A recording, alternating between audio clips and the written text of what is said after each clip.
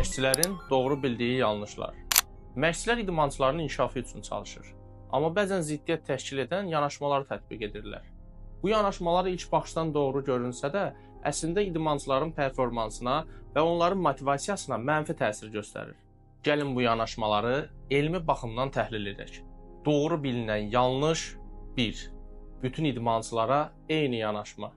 Məşqçilərin ən çox yol verdiyi səhvlərdən biri onların hər bir idmançıya eyni proqramı tətbiq etməkdir. Amma araşdırmalar göstərir ki, fərdi yanaşma idmançıların performansını əhəmiyyətli dərəcədə artırır.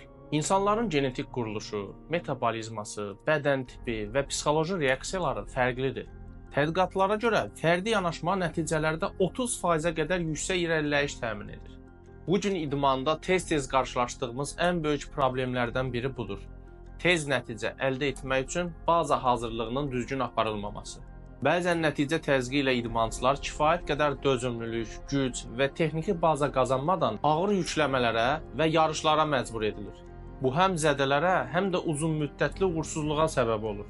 Araşdırmalar göstərir ki, baza hazırlığı olmadan qazanılan nəticə qısa müddətli üstünlükdür və uzun müddətli inkişafı əngəlləyir. Əgər möhkəm təməl yoxdursa, nəticələr davamlı ola bilməz. Həqiqətən belədir. Ona görə bir çox idmançılarımız 18 yaşına çatan kimi idmanı buraxırlar. Və yaxud da ki, milli məşqçilər həmişə bundan əziyyət çəkir ki, idmançıların baza hazırlığı kifayət qədər deyil. Doğru bilinən yanlış 3. Yeniliyə qapanma. Bəzi məşqçilər yeni metod və yanaşmaları qınayır, onları tətbiq etməkdən çəkinirlər. Halbuki idman elmindəki yeniliklər məşqlərin keyfiyyətinin artırılması üçün əvəz olunmazdır. Tədqiqatlara əsasən, yeniliklərə açıq olan məşqçilərin hazırladıqları idmançılar daha yüksək nəticələr göstərirlər. Vizualizasiya, texnoloji analizlər, fərdiləşmiş məşq proqramları kimi müasir yanaşmalar bəzi məşqçilər tərəfindən qəbul edilmir. Bu da idmançının potensialını məhdudlaşdırır. Əgər yeni metodları qəbul etməsək, beynəlxalq arenada rəqabət apara bilməyəcəyik. Doğru bilinən yanlış 4. İdmançını həddindən artıq yükləmə. Düşünə bilərik ki, daha çox məşq daha çox nəticə gətirir. Amma elmi araşdırmalar göstərir ki, həddindən artıq yükləmə zədələrə, performans azalmasına və hətta motivasiya düşkünlüyünə gətirib çıxarır. Balanssız məşq proqramları idmançının bərpa prosesini zəiflədir və stress hormonunun səviyyəsini artırır. Optimal inkişaf üçün istirahət və məşq balansı mütləq qorunmalıdır.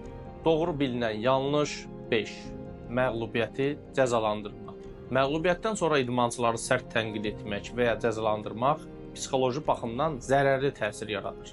Amma məğlubiyyəti öyrənmə fürsəti kimi təqdim etmək idmançılarda özünə inamı artırır. Araşdırma göstərir ki, müsbət yanaşma ilə idarə olunan məğlubiyyətlər növbəti yarışlarda performansı 25%-ə qədər yaxşılaşdırır. Doğru bilinən yanlış 6.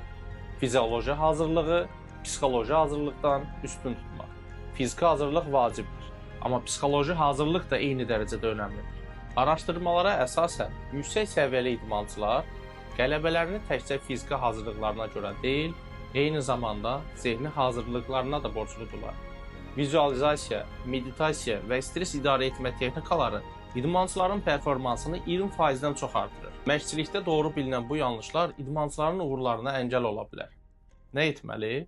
Tez nəticələrə görə baza hazırlığını qurban verməkdən çəkinməli, yeniliklərə açıq olmaq və hər zaman elmi əsaslara dayanmaq.